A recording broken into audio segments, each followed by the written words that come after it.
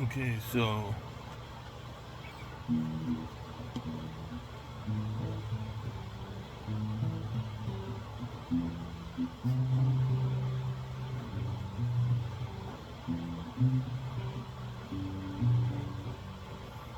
this is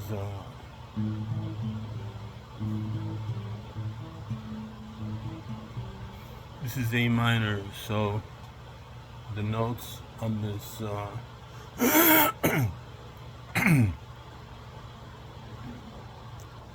blue oyster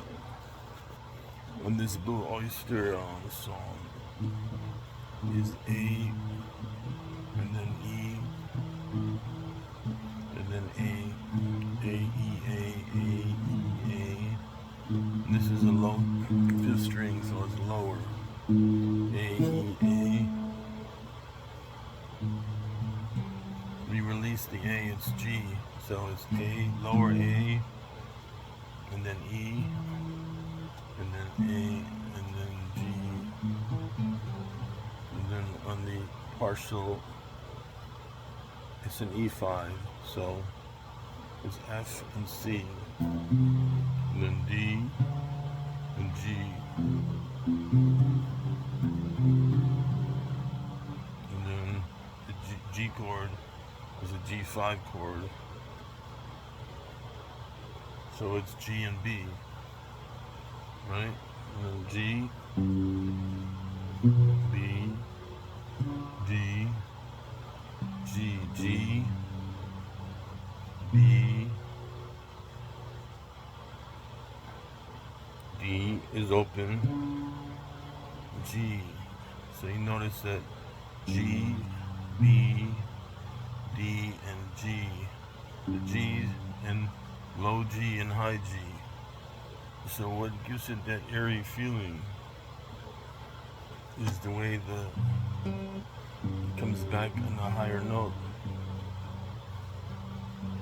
It's sort of like a mini lead, but so it starts on an A minor. Um, Something like this is probably hard to figure out how did they make it up. Well, because when you don't press on anything here on the lower side of the guitar, which is the thicker strings, the notes are deeper. So that confuses people, I guess, especially beginners. Because you're thinking, oh, what am I going to play that sounds really cool? Or how come this song sounds so deep in the beginning, but I'm hitting an A minor and it sounds like it's such a high chord? Because you're not hitting anything on the lower strings, so you're hitting the deepest, lowest notes. You're starting out with the lowest note. Well, you're starting out on the fifth string.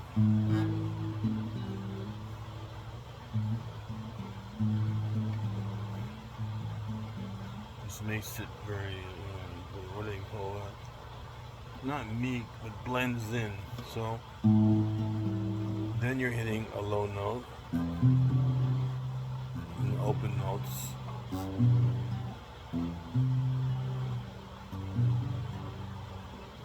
I know I can play this fast if I do it a different way, and I don't remember how I used to do it. But I don't do it this way when I play it fast, because when I play it fast, I can't keep switching. This part I don't really want to show you because it's just going to confuse you, but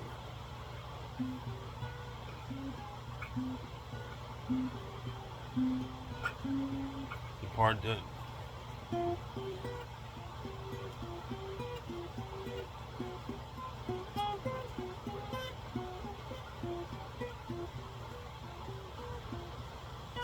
just to remind you what the song is, but anyway, so I was just thinking if I could still play that song, so I don't really want to play it fast because I'm trying to show you how to play it. And so if I try to do it fast while I'm trying to teach and stuff, I'm not in the same state of mind, because when I play it fast, I'm not trying to show anyone how to do it. So if the camera is watching me while I'm doing it, I make I make a lot of mistakes unless I shut myself off and I don't pay attention to whatever like what I have to pay attention to. And I'm not the kind of guy that someone says, "Oh, show me how well you play," and then I'm not the kind of guy that likes to show off, because that's when I make all my mistakes. I try to concentrate on the song itself, and if I screw up or not or whatever. I usually don't screw up when I concentrate on what the song is. Well, people have, like, "Oh, that's really good," and they hate you. You can feel that, and it throws you off. But when somebody likes you a lot, that's better. But even if somebody likes what you're playing, you're gonna get melted into, like, "Oh wow, he likes me. I don't want to make a mistake. He thinks I'm good," and that's how you make a mistake. So you have to get used to the fact that if you want to play guitar, you don't just pick up the guitar and play perfectly. And anyway, so I was thinking, a lot of people know that I used to do a lot of wilderness stuff, and I was gonna say to the people who go camping, so you see I'm always wearing camouflage stuff. I was just wondering, like, if you guys know what one of the biggest dangers are. One, just not all of them, just one. One of the biggest dangers of camping, one of them, not like 10,000 different guesses about, there was 10,000, 100,000, a million different dangers, but just one of the things that's dangerous when people go hiking and get lost. Because I noticed it was very, very stormy out last night, and that wouldn't bother me at all in the woods. That would just mean extra easy drinking water. So one of the dangers in the woods is, how they have rocks on the mountains, and they have flat rocks, and then on the rocks you can't grow a tree, and you cannot grow a plant, and you grow moss. On the rocks. That's where the moss grows. Did you ever hear that term? Moss grows on the north side of the tree. Well, sure, that feels fluffy and it's very wet. If you're a beginner hiker, and I think everyone should go hiking, like, unless you're, I don't know, whatever, but if you decide you don't want to get involved with the leaves and you're afraid of certain plants because it might be poison ivy, well, you've all heard of hypothermia, right? And you probably wonder, how come all these people, sure, if you go to Mount Everest, you can easily understand hypothermia, lack of oxygen. You're thinking, how come in the woods so many people die from hypothermia? Because if you lay down on a rock with your body and you're not wearing like a thick jacket, even if you are wearing a thick jacket, it's very bad. But the less you're wearing, if your body, your back, because you're laying down sleeping. Also, when you're sleeping and doing this, you're not aware of what's going on. You don't wake up. If you put your body, you lay down on a rock, believe it or not, your body's going to take the temperature of the rock. You see? And so, when you lay down on a rock in the woods, and your body temperature is supposed to be 98.6, and the rock is 66 degrees, you can die within a very short period if you do that.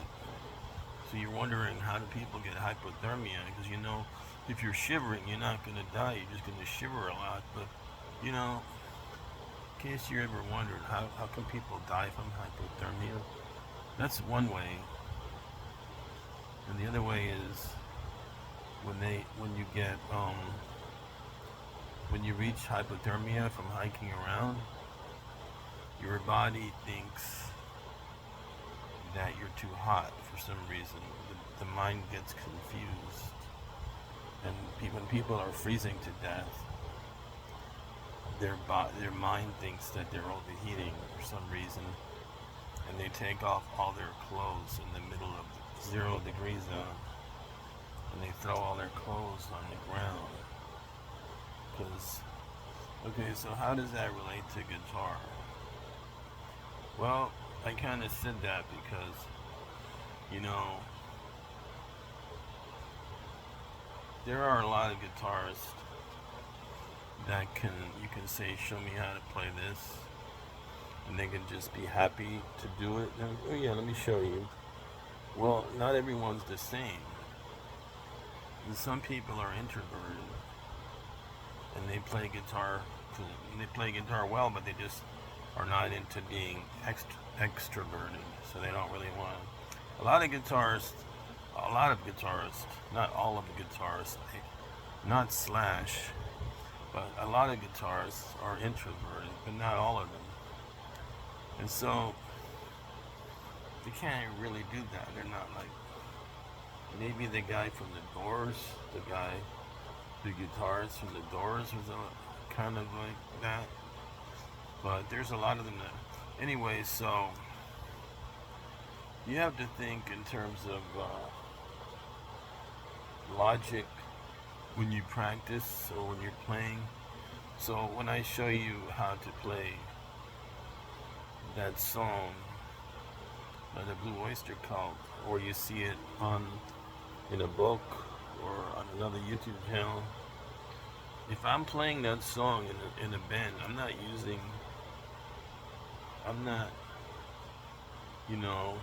just doing that because I might not want to move my hand that much when I'm playing a song that fast. So why am I not showing you how I'm going to do it? Because I don't know. There's one way to show you how the song is supposed to go, and then there's another way to just play it the way I want to play it. Will I be missing a note when I play it fast? Yeah, probably. So not everything is note for note. And so the comparison is when you go hiking, right? You see people walking around, but you always hear stories about people disappearing, aliens, or they got lost.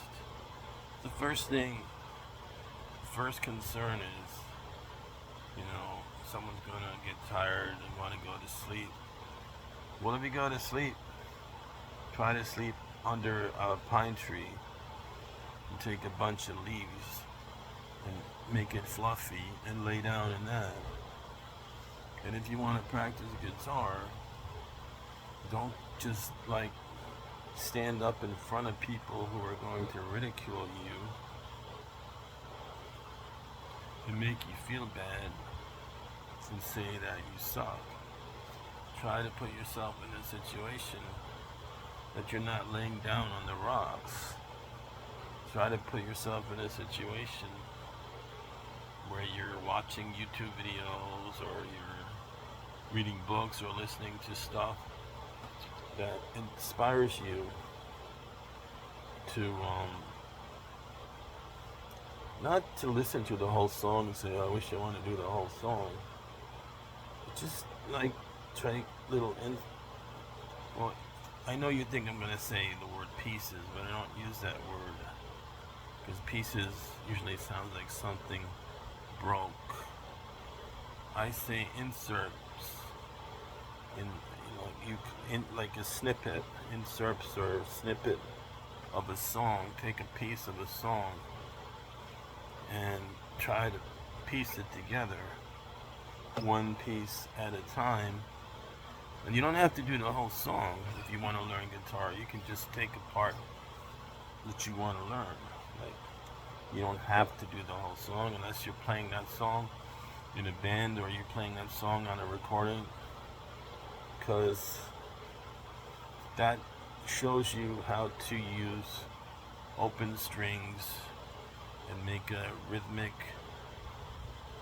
dark melody out of it, repetitive, and you know, if you want to lay down on the rocks, you go on the sidewalk as a beginner, and you pull out your guitar, and everyone's walking by, and no one's gonna listen to it because you're practicing.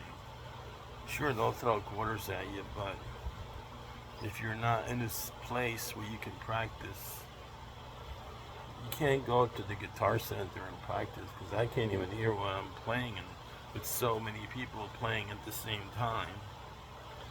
And if you're practicing in a way that you think it sucks, and you know you're playing it wrong, then you either need a teacher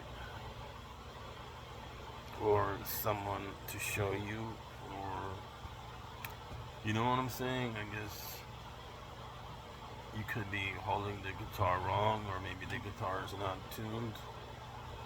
So the comparison is, yeah, if you're in nature, you don't know what's going to kill you. If you don't practice guitar in the way that is productive towards learning something, it's going to kill your spirit in terms of learning the instrument.